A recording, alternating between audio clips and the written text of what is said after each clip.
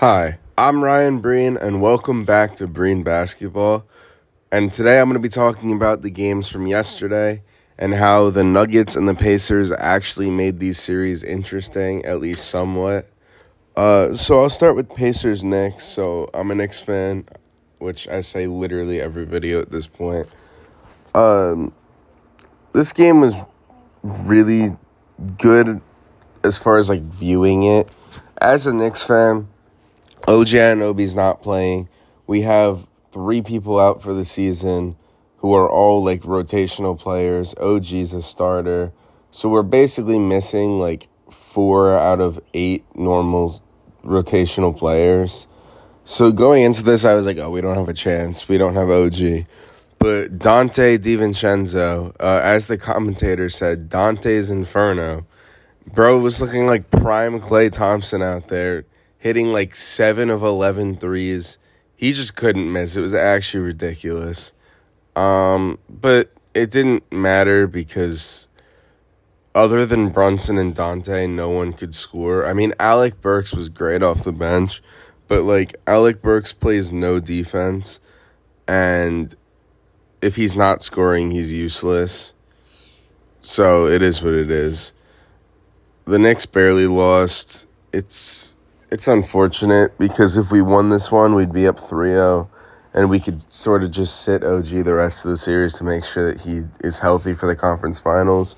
But now it's 2-1, and the Pacers are home next game, and we still probably won't have OG, so it's looking like the Pacers might tie it up 2-2. In this one, the Knicks were up in the fourth quarter. Andrew Nembhard hit a crazy game-winning 3, and Brunson shot a really stupid shot with like 16 seconds left, or 11 seconds left. I don't know, overall just complete collapse by the Knicks. The amount of games we've lost this playoffs, I mean, we've only lost 3 now, but 2 of those are because we couldn't hit free throws. Like, it's insane. It's actually really annoying because I feel like free throws are like, they're called free for a reason. Like, I could hit like 65 out of 100 free throws, and you're telling me like Josh Hart can make 70.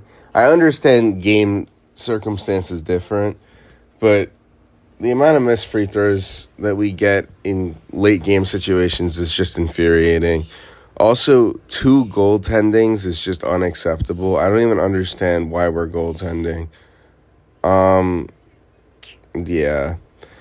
It's just unfortunate because this is probably the best game Dante's going to have this playoffs. He literally was like prime Klay Thompson. It was just all catch and shoot, like moving, barely any dribbles, like just great basketball.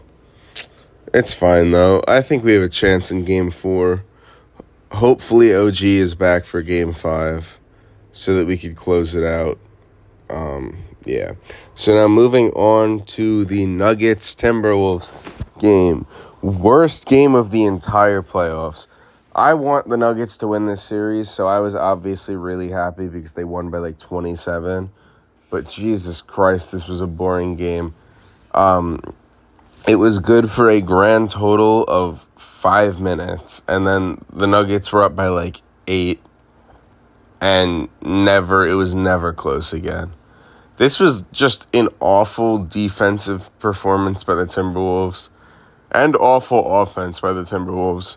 Anthony Edwards, for how much people are calling him the best player in the world, was not aggressive at all. He said it in his post-game interview, so I expect that to change in Game 4. But he came out looking like a straight bum, like just not shooting at all. Jokic also came out unaggressive scoring-wise, but the if you look at this game, I'd say that this is like the peak example of why Jokic is such a good basketball player. The first half, he killed you exclusively with his passing and his gravity, getting teammates open because of the defense was like, he was pulling the defense in, giving his teammates open looks, whether he got the assist or assisted to the assist. Somehow his teammates were open, and it was because of him. In the second half, he was just scoring, like straight up just hooping. Outplayed everyone, like offensively, could not be defended. He also ended with 3 blocks and 3 steals, which is kind of crazy.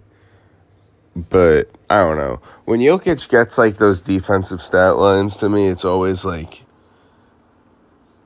I don't know. It doesn't, because it's not like he's this defensive juggernaut, but he does it a lot. Like 3 block, 3 steal games, which I guess, I don't know. It's because like watching this game, it didn't seem like Jokic was too great defensively. He was just like average, but like, I don't know. I guess he was. So looking forward, I mean, the Timberwolves need to like they're going over on handoffs and stuff. Like that was the worst defensive performance I've seen outside of the Pacers this entire playoffs, because the Pacers just don't play defense. Everything wrong you can do defensively, going over handoffs, like gambling on stuff when you're supposed to just sit there and like let the help defense come in. The Pacers do all of it. The Timberwolves were also doing all of it.